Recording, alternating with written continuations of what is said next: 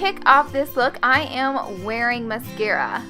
And it's a long story, but just wait to apply your mascara. First, I'm going to go in with the Hangover RX and use this as my facial primer. It is winter time and I am dry.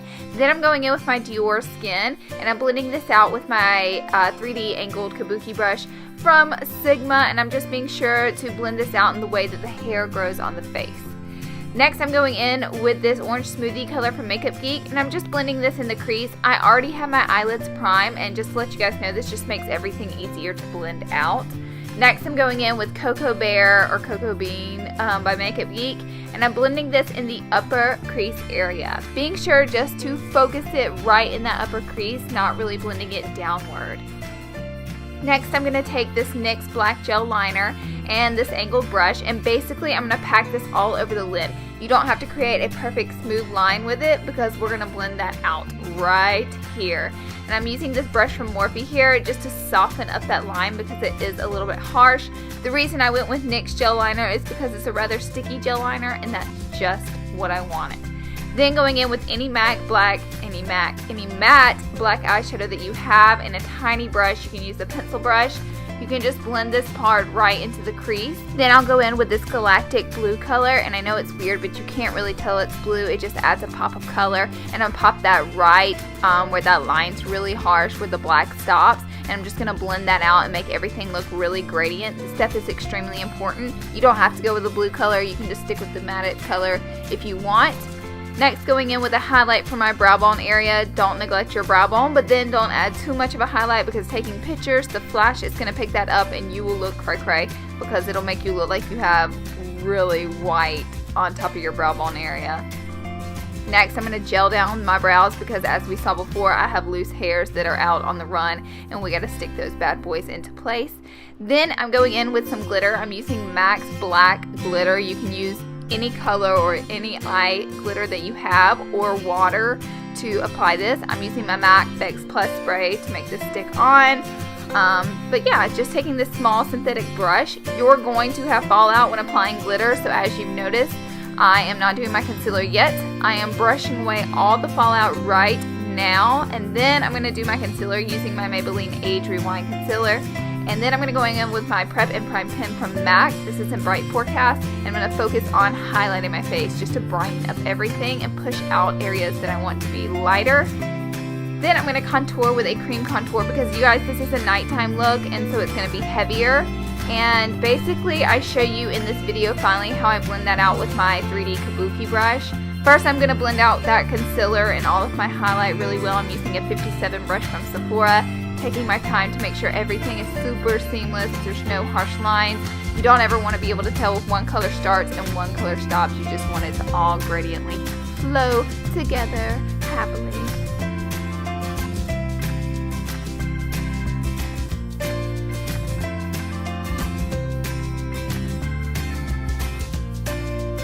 Now going in with that 3D kabuki brush, I'm pushing the color upward into my skin. Yes, like that. So I'm going to work it back and forth, and basically I'm really kind of aggressively pushing that color upward, and then I bring it around the hairline area and buff it into my temples, being sure everything is just blended out. I'm in fast mode, but believe me, this does take a long time.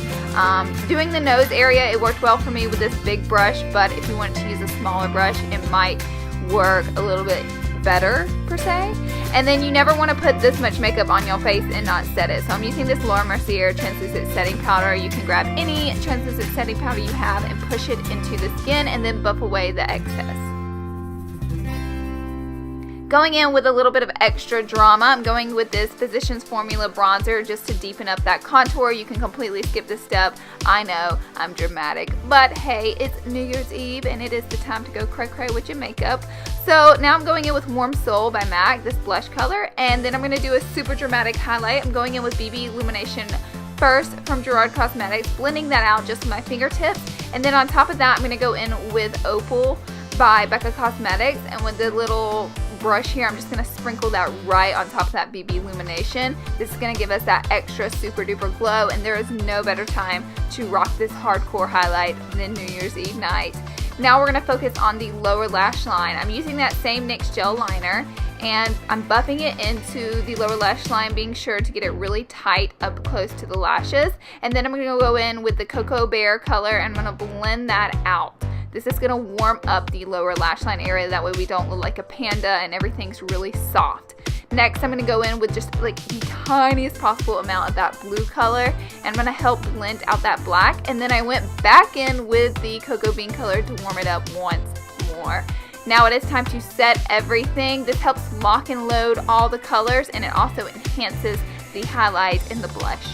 I'm using Strip Down for my lip liner because we are going to do nude lips due to the fact that our eyes are super heavy, but I didn't want my lips to be completely blanked out.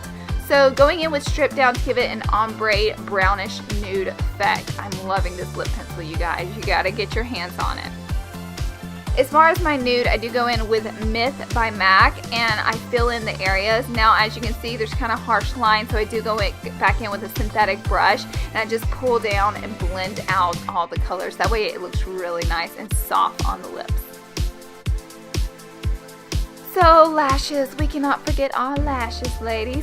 I'm going to add double up lashes. This is number 203 by Ardell Lashes, and a little bit of lash glue. You want to be sure to get that lash line as possibly as close to your real lashes as possible. That way it won't look cray and you won't be able to really tell that you're wearing fake lashes, although you are obviously wearing fake lashes.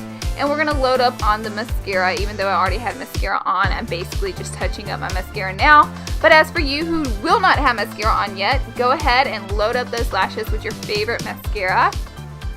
Now it is time for the hair. As for my hair, I'm going to show you how to do this sleek ponytail with a poof in the front. Basically, my camera wasn't recording when I did this part, so I'm pretending to do it over again. I take 4 sections of hair right at the top and crown of my head. Hairspray, tease, hairsprays, tease. Basically doing the same process over again. I also don't like to spray hairspray around my camera lens because we all know that can be a failure. So then I take this crazy amount of hair and I just clip it. We're going to ignore it right now. We're going to focus on the sides. I'm going to work on sleeking down those sides. I'm going to pile on a lot of hairspray. Then I'm going to take this bristly brush. This is a teasing brush, and I'm going to really, really tightly tie down those sides of hair.